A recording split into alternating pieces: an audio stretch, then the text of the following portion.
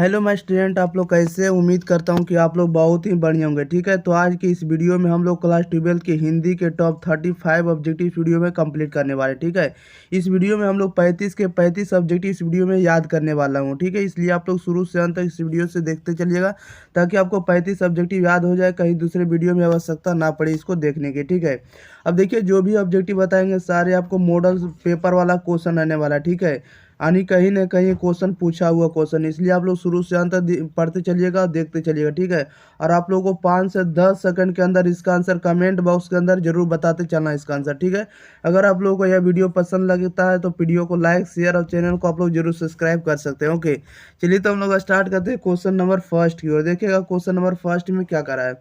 Question number first में करा 1869 से 1875 तक बाल कृष्ण भट्ट ने किस स्कूल में अध्यापन किया, बताइएगा। करा 1869 से 1875 तक बाल कृष्ण भट्ट ने किस स्कूल में अध्यापन किया, इसका राइट आंसर बताइएगा क्या हो जाएगा। तो बाल कृष्ण भट्ट ने 1869 से 75 में इन्होंने अध्यापन जो किए हैं ये प्रयाग के मिशन स्कूल में किया। Option number A right answer हो जाएगा। प्रयाग के किस स्कूल में, तो मिशन स्कूल में। दो में कह रहा है कि रेल का विकट खेल किसकी रचना है, बताइएगा। रेल का विकट खेल किसकी रचना है, तो रेल का विकट खेल आपको बाल कृष्ण भट्ट की रचना है, सी राइट आंसर हो जाएगा। तीन में कह रहा है कि बाल कृष्ण भट्ट जो है कैसे स्वभाव के व्यक्ति थे, बताइएगा। बाल कृष्ण भट्ट कैसे स्वभाव के व्यक्ति थे, इसका राइट आंसर बताइएगा क्या हो जाएगा। तो ये बाल कृष्ण भट्ट जो थे आपको उग्र व्यक्ति थे। ठीक है, उग्र स्वभाव के व्यक्ति थे, सी राइट आंसर हो जाएगा। नेक्स्ट क्वेश्चन देख लेते हैं। क्वेश्चन नंबर देखिएगा 4। क्वेश्चन नंबर 4 में कह रहा है कि गुलेरी जी ने कुल कितनी कहानियां लिखी है, बताइएगा। गुलेरी जी ने कुल कितनी कहानियां लिखी है, इसका राइट आंसर बताइएगा। तो गुलेरी जी ने कुल 3 कहानियां लिखी है, बी राइट आंसर हो जाएगा। क्वेश्चन नंबर 5 में कह रहा है गुलेरी जी की कहानी उसने कहा था। ठीक है, उसने कहा था किसने लिखा, तो चंद्रधर शर्मा गुलेरी जी ने लिखा। ठीक है, आप लोग याद रखेगा। तो गुलेरी जी की कहानी में उसने कहा था शहर के भीड़ के किस शहर के भीड़ भरे बाजार से शुरू होती है, बताइएगा। इसका राइट आंसर क्या हो जाएगा। गुलेरी जी की कहानी जो है उसने कहा था किस शहर के भीड़ भरे बाजार से शुरू होती है, तो यह शुरू होती है आपको अमृतसर से शुरू होती है। Okay, option number C right answer हो जाएगा। क्वेश्चन नंबर 6 में कह रहा है कि भारतीय सिपाहियों का किसके साथ संघर्ष हुआ था, बताइएगा। भारतीय सिपाहियों का किसके साथ संघर्ष हुआ था, यह संघर्ष हुआ था आपको जर्मनों के साथ हुआ था। Option number D right answer हो जाएगा। नेक्स्ट क्वेश्चन बढ़ जाते हैं। क्वेश्चन नंबर देखिएगा 7। क्वेश्चन नंबर 7 में कह रहा है जयप्रकाश नारायण 1974 ईस्वी में आपातकाल के दौरान किस आंदोलन के लिए जेल गए थे, बताइएगा। जयप्रकाश नारायण 1974 ईस्वी में आपातकाल के दौरान किस आंदोलन के लिए जेल गए थे, तो ये जो आंदोलन के लिए जेल गए थे छात्र आंदोलन के दौरान जयप्रकाश नारायण को 1974 में जेल भेजा दिया गया। ठीक है, आपातकाल के दौरान। ऑप्शन नंबर इसका बी राइट आंसर हो जाएगा, छात्र आंदोलन के दौरान। नेक्स्ट क्वेश्चन हम लोग देख लेते हैं। क्वेश्चन नंबर देखिएगा आप लोग 8 नंबर की ओर। देखिएगा क्वेश्चन नंबर 8 में क्या कर रहा है। जैसा कि आप लोग 8 में देख रहे हैं, 8 नंबर में कह रहा है कि जयप्रकाश नारायण के पिता का नाम क्या था, बताइएगा। जयप्रकाश नारायण के पिता का क्या नाम था, इसका राइट आंसर बताइएगा। तो जयप्रकाश नारायण के पिता का नाम हर्षु दयाल था। Option number C right answer हो जाएगा। 9 में कह रहा है कि रेणुका जो है किसकी रचना है, बताइएगा। रेणुका किनकी रचना है, तो रेणुका आप लोग बताइएगा। तो रेणुका किनकी रचना है, तो रेणुका आपको रामधारी सिंह दिनकर की रचना है, सी राइट आंसर हो जाएगा।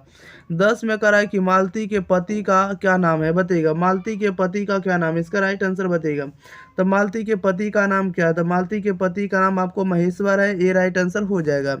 नेक्स्ट क्वेश्चन की ओर बढ़ जाते हैं प्यारे भाइयों, देखते चलिएगा। क्वेश्चन नंबर 11 नंबर में कह रहा है कि कहरनामा किसकी कृति है, बताइएगा। कहरनामा जो है किसकी कृति, आप लोग इसको सुधार लीजिएगा, किसकी कर दिएगा। ठीक है, कहरनामा जो है किसकी कृति है, तो कहरनामा जो है आपको मलिक मोहम्मद जैसी की कृति है। ठीक है, मलिक मोहम्मद जैसी की कृति का नाम क्या है, तो कहरनामा है। ओके, आप लोग याद रखिएगा। 12 में नंबर में कह रहा है कि साहित्य लहरी किसकी रचना है, बताइएगा। साहित्य लहरी रचना है, तो साहित्य लहरी जो रचना है ये आपको सूरदास की रचना। ऑप्शन नंबर इसका डी राइट आंसर हो जाएगा।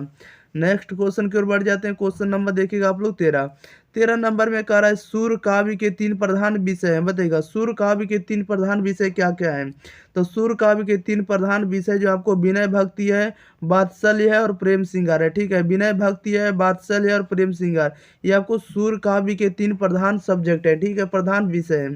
14 में कह रहा है तुलसीदास की माता का नाम क्या था, बताइएगा। तुलसीदास की माता का नाम क्या था, तो तुलसीदास की माता का नाम हुलसी था। Option number A right answer हो जाएगा। नेक्स्ट क्वेश्चन बढ़ जाते हैं। क्वेश्चन नंबर देखिएगा 15। 15 नंबर में कह रहा है कि कवितावली किसकी रचना है, बताइएगा कवितावली जो रचना किसकी है, तो कवितावली आपको तुलसीदास की रचना, सी राइट आंसर हो जाएगा। 16 नंबर में कह रहा है कि ध्रुव स्वामी किसने लिखा है, बताइएगा ध्रुव स्वामी किसने लिखा है, तो ध्रुव स्वामी आप लोगों को भी पता होगा कि ध्रुव स्वामी जयप्रकाश नारायण जयशंकर प्रसाद की रचना, ऑप्शन नंबर इसका बी राइट आंसर हो जाएगा। ध्रुव स्वामी किसका, जयशंकर प्रसाद की रचना है। क्वेश्चन नंबर 17 में कह रहा है इंदु का प्रकाशन प्रारंभ हुआ, बताइएगा इंदु का प्रकाशन कब प्रारंभ हुआ, इसका राइट आंसर बताइएगा। तो इंदु का प्रकाशन हुआ 1909 ईस्वी से, ऑप्शन नंबर इस डी राइट आंसर हो जाएगा। नेक्स्ट क्वेश्चन की ओर बढ़ जाते हैं। क्वेश्चन नंबर देखेगा आप लोग 18 नंबर की ओर। कह रहा है कि सुभद्रा कुमारी चौहान की मृत्यु कैसे हुई, बताइएगा सुभद्रा कुमारी चौहान की मृत्यु कैसे हुई, तो सुभद्रा कुमारी चौहान की मृत्यु हुई कार दुर्घटना में, option number C right answer हो जाएगा। 19 नंबर में कह रहा है कि बिखरे मोती कहानी संग्रह, बताइएगा बिखरे मोती जो है किसकी कहानी संग्रह, आप लोग बताइएगा। तो बिखरे मोती जो है ये आपको सुभद्रा कुमारी चौहान की कहानी संग्रह है, सी राइट आंसर हो जाएगा। क्वेश्चन नंबर देखिएगा 20 में कह रहा है कि दूसरा सप्तक किसने लिखा है, बताइएगा दूसरा सप्तक किसने लिखा है, तो दूसरा सप्तक के जो प्रतिपादक है ये आपको शमशेर बहादुर सिंह है, okay option number A right answer हो जाएगा। दूसरा सप्तक किसने लिखा, तो शमशेर बहादुर सिंह ने लिखा है, ओके। और नेक्स्ट क्वेश्चन की ओर बढ़ जाते हैं। क्वेश्चन नंबर देखिएगा आप लोग 21 नंबर की ओर। जैसा कि आप लोग 21 नंबर में देख रहे हैं, कह रहा है कि विद्यालय का संधि विच्छेद करिए, क्या क्या होगा इसका राइट आंसर। आपके सामने 4 ऑप्शन दिए हुए हैं, इसका राइट आंसर बताइएगा। विद्यालय का संधि विच्छेद, तो विद्यालय का संधि विच्छेद होगा विद्या प्लस आलय होगा, क्या होगा विद्या प्लस आलय, option number B right answer हो जाएगा। 22 में कह रहा है कि संचय का संधि विच्छेद क्या होगा, बताइएगा संचय का संधि विच्छेद, तो संचय का संधि विच्छेद होगा संच जोड़ अय होगा, क्या होगा संच जोड़ अय होगा, ऑप्शन नंबर इसका बी राइट आंसर हो जाएगा, ठीक है। सॉरी देखिएगा इसका 22 का राइट आंसर देखिएगा, संचय का संधि विच्छेद करना था, संचय का संधि विच्छेद ऑप्शन नंबर सी हो जाएगा। सम जोड़ चय क्या होगा, सम जोड़ चय होगा, इसका राइट आंसर सी हो जाएगा। नेक्स्ट क्वेश्चन की ओर हम लोग देख लेते हैं। क्वेश्चन नंबर देखिएगा 23 नंबर की ओर। देखिएगा 23 नंबर में क्या कर रहा है, जैसा कि आप लोग 23 नंबर में देख रहे हैं, 23 नंबर में कह रहा है यथोचित का संधि विच्छेद, बताइएगा क्या होगा यथोचित का संधि विच्छेद, तो यथोचित का संधि विच्छेद होगा यथा जुड़ उचित होगा, ऑप्शन नंबर इसका ए राइट आंसर हो जाएगा। 24 नंबर में कह रहा है नीरव का संधि विच्छेद, बताइएगा नीरव का संधि विच्छेद, तो नीरव का संधि विच्छेद क्या होने वाला है, तो नीरव का संधि विच्छेद होगा नी जोड़ रब होगा, क्या होगा नी जोड़ रब, option number C right answer हो जाएगा। क्वेश्चन नंबर 25 में कह रहा है कि तथापि का संधि विच्छेद कौन सा है, बताइएगा तथापि का संधि विच्छेद कौन सा है, इसका राइट आंसर बताइएगा। तो तथापि का संधि विच्छेद होगा तथा जोड़ अपि होगा, क्या होगा तथा जोड़ अपि होगा, option number B right answer हो जाएगा। नेक्स्ट क्वेश्चन की ओर बढ़ जाते हैं। क्वेश्चन नंबर देखेगा 26 नंबर में कह रहा है कि अतिशय में कौन सा उपसर्ग लगा हुआ, बताइएगा उपसर्ग नहीं जो पहले लगता है, प्रत्यय नहीं बाद में लगेगा, ठीक है। जो धातु के जो मूल शब्द होते हैं उसको पहले लगा देने से कुछ अर्थ निकल जाता है, उसे उपसर्ग कहेंगे, ठीक है। बाद में जो लगेगा उसे प्रत्यय कहते हैं। तो कह रहा है कि अतिशय में कौन सा उपसर्ग लगा हुआ, आप लोग जल्दी जल्दी बताइएगा। 26 का राइट आंसर, तो अतिशय में जो लगा हुआ आपको अति उपसर्ग लगा हुआ, option number C right answer हो जाएगा। 27 में कह रहा है कि स्वागत में उपसर्ग है, बताइएगा स्वागत में कौन सा उपसर्ग लगा हुआ, तो स्वागत में आपको सु उपसर्ग लगा हुआ है, ये राइट आंसर हो जाएगा। क्वेश्चन नंबर देखिएगा 28, कह रहा है कि प्रभुता में कौन सा प्रत्यय लगा हुआ है, बताइएगा प्रभुता में कौन सा प्रत्यय लगा हुआ है, तो प्रभुता में जो प्रत्यय लगा हुआ आपको ता लगा हुआ, option number A right answer हो जाएगा। 29 में कह रहा है गायक में प्रत्यय, बताइएगा गायक में कौन सा प्रत्यय लगा हुआ, तो गायक में आपको अक लगा हुआ है, option number B right answer हो जाएगा। नेक्स्ट क्वेश्चन की ओर देख लेते हैं। क्वेश्चन नंबर देखिएगा आप लोग 30 नंबर की ओर। 30 नंबर में कह रहा है कि बांछे खिलना मुहावरा का अर्थ क्या होगा, बताइएगा बांछे खिलना मुहावरा का अर्थ क्या है, तो बांछे खिलना मुहावरा का अर्थ होता है अत्यंत प्रसन्न होना, क्या होगा अत्यंत प्रसन्न होना या अत्यंत खुश होना, सी राइट आंसर हो जाएगा। 31 में कह रहा हाथ पैर मारना मुहावरा का अर्थ क्या होगा, बताइएगा हाथ पैर मारना मुहावरा का अर्थ क्या होगा, तो हाथ पैर मारना इसका मतलब होता है काफ़ी प्रयत्न करना या काफ़ी मेहनत करना या काफ़ी कोशिश करना, ओके। नेक्स्ट क्वेश्चन की ओर बढ़ जाते हैं। क्वेश्चन नंबर देखेगा 32 नंबर की ओर।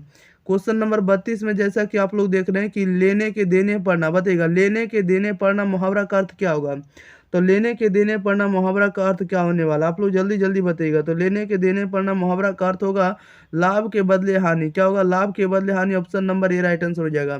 33 में कह रहा है सोमवार, बताइएगा कि कौन सी संज्ञा, आपका इसका राइट आंसर आना चाहिए कमेंट बॉक्स में। तो सोमवार कौन सी संज्ञा, तो सोमवार आप लोगों को भी पता होगा कि सोमवार आपको किसी खास दिन का बोध करा रहा है, इसलिए व्यक्तिवाचक संज्ञा होगा, ठीक है, प्रॉपर नाउन होगा, इसको आप लोग समझ सकते हैं, ठीक है। Option number B right answer हो जाएगा। क्वेश्चन नंबर 34 में कह रहा है घर संज्ञा, बताइएगा घर जो है कौन सी संज्ञा है, तो घर आपका जातिवाचक संज्ञा है, ठीक है। Option number B right answer हो जाएगा। नेक्स्ट क्वेश्चन क्यों देख लेते हैं। क्वेश्चन नंबर देखिएगा 35। देखिए 35 नंबर में क्या करा, जैसा कि आप लोग 35 नंबर में देख रहे हैं। 35 नंबर देखिएगा, 35 नंबर का राइट आंसर क्या हो जाएगा। 35 का राइट आंसर, तो 35 में कह रहा है कि कलम, कह रहा है कि राम कलम से लिखता है। इसमें जो से जो प्रयोग हुआ है, ये से जो है किस कारक की विभक्ति का चिन्ह है। इसका राइट आंसर बताना है, क्या हो जाएगा। राम कलम से लिखता है, राम कलम से लिखता है में जो है से का जो प्रयोग हुआ किस कारक की विभक्ति है। तो राम कलम से लिखता है, ये आपको करण कारक की विभक्ति है, ठीक है। करण से हो तो ऑप्शन नंबर इसका सी राइट आंसर हो जाएगा, करण कारक। चलिए, तो इस वीडियो में हम आप लोगों के लिए 35 ऑब्जेक्टिव कंप्लीट करा दिए हैं, ठीक है। आप लोग इस तरह से इस वीडियो को इतना शेयर करिए, इतना शेयर करिए, ताकि आपको इस वीडियो पर आप लोगों के लिए 10 के वॉच कम से कम मिल जाए, ठीक है। 10 को लोग कम से कम इस वीडियो को देख सके और ज़्यादा से ज़्यादा एग्जाम में इससे लड़ सके क्वेश्चन, ठीक है। क्योंकि हम आपको एग्जाम ओरिएंटेड क्वेश्चन करा दिए और आपको इस वीडियो के अंदर सभी ऑब्जेक्टिव याद भी हो गए होंगे, ठीक है। मिलते हैं हम लोग इसी के साथ अगले वीडियो साथ, तब तक के लिए thank you for watching this video, धन्यवाद।